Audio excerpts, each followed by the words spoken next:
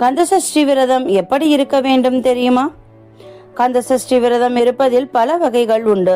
2 வேளை சாப்பிட்டு 1 வேளை மட்டும் சாப்பிடாமல் இருப்பது, 1 வேளை மட்டும் சாப்பிட்டு 2 வேளைகள் சாப்பிடாமல் இருப்பது, தண்ணீர் மட்டும் குடித்து 7 நாட்களும் உணவு ஏதும் சாப்பிடாமல் விரதம் இருப்பது, மிளகு விரதம், இளநீர் விரதம், பால் பழம் மட்டும் சாப்பிட்டு இருக்கும் விரதம், காய்கறி மட்டும் சாப்பிட்டு விரதம் இருப்பது, பழச்சாறு மட்டும் சாப்பிட்டு விரதம் இருப்பது, 7 நாட்களும் யாருடனும் பேசாமல் மௌனமாக விரதம் இருப்பது என பல வகைகளில் விரதம் இருக்கலாம்.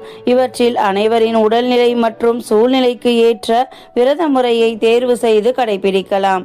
கந்தசஷ்டி விரதத்தை யாரு வேண்டுமானாலும் இருக்கலாம் என்றாலும் கர்ப்பிணி பெண்கள், பாலூட்டும் தாய்மார்கள் ஆகியோர் இந்த விரதம் இருப்பதை தவிர்க்கலாம்.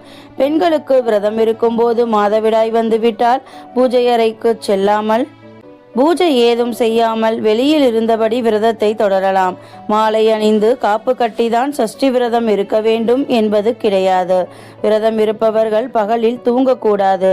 கந்தசஷ்டி விரதம் தீபாவளி பண்டிகைக்கு பின்வரும் 6 நாட்கள் நடைபெறுகிறது. திருச்செந்தூரில் வெகு சிறப்பாக கொண்டாடப்பட்டாலும் மற்ற தலங்களிலும் சிறப்பாக கொண்டாடப்படுகிறது. எந்த வினையானாலும் கந்தன் அருள் இருந்தால் வந்த வழி ஓடும் என்பது ஆன்றோர் வாக்கு. அந்த ஆறுமுகனுக்கு உரிய விரதங்களுள் மிக முக்கியமானதாக சொல்லப்படுவது கந்தசஷ்டி விரதம். குறிப்பாக குழந்தை பாக்கியம் வேண்டுபவர்கள் கந்தசஷ்டி விரதம் இருந்தால் முருகனே குழந்தையாக அவதாரம் செய்வார் என்பது அசைக்க முடியாத நம்பிக்கை. இதைத்தான் சஷ்டியில் இருந்தால் அகப்பை எனும் கருப்பையில் வரும் என்று பழமொழியாக கூறுவார்கள். முசுகுந்த சக்கரவர்த்தி வசிஷ்ட முனிவரிடம் இவ்விரதம் பற்றி கேட்டறிந்து கடைபிடித்து பெரும் பயன் அடைந்தாராம். முனிவர்கள், தேவர்கள் உள்ளிட்ட பலரும் கடைபிடித்த விரதம் இது. கந்தசஷ்டி தினம் முதல் சூரசம்ஹாரம் வரை மிக எளிமையான சைவ உணவினை குறைந்த அளவில் உட்கொண்டு எப்பொழுதும் முருகனின் சிந்தனையிலேயே விரதம் இருங்கள். பொதுவாக விரத தினங்களில் மக்கள் சைவமாக இருந்தால் போதும் என்று எண்ணிக்கொண்டு பலகாரங்களை விருப்பமாக உண்ணுகின்றனர். ஆனால் விரதத்தை நியமத்தோடு கூடியதாக இருப்பதே முழு பலன் தரும்.